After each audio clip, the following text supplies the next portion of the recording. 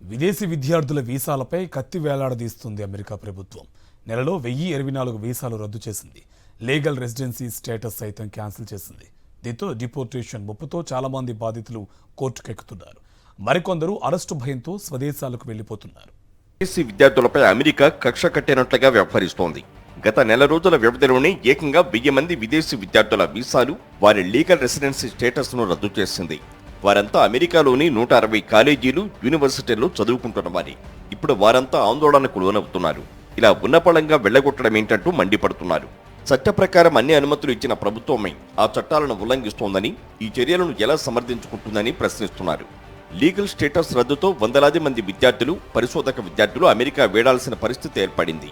లేదంటే ప్రభుత్వమే నిర్బంధించి బలవంతంగా వెళ్లగొట్టే పరిస్థితి నెలకొంది. Harvard, Stanford, university of Maryland, Ohio state వర్సిటీలోని పలువురు విద్యార్థుల లీగల్ స్టేటస్లు రద్దయ్యాయి.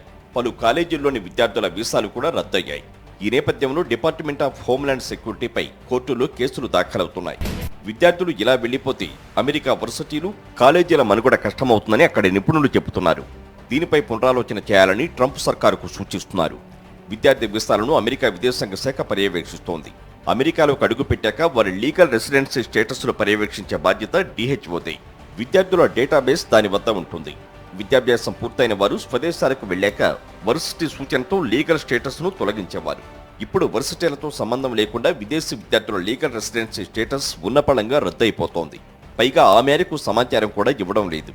కొన్ని సందర్భాల్లో వీసా రద్దయిన లీగల్ రెసిడెన్సీ స్టేటస్ అలాగే ఉంటుంది. అలాంటప్పుడు విద్యాభ్యాసం కొనసాగించవచ్చు. స్వదేశాలకు వెళ్లి మళ్లీ వీసా కోసం దరఖాస్తు చేసుకోవచ్చు. స్టేటస్ రద్దయితే మాత్రం అమెరికాలో ఉండటానికి అనుమతించరు. స్వదేశాలకు వెళ్లిపోవాలని సూచిస్తారు, లేదంటే బలవంతంగా పంపించి వేస్తారు.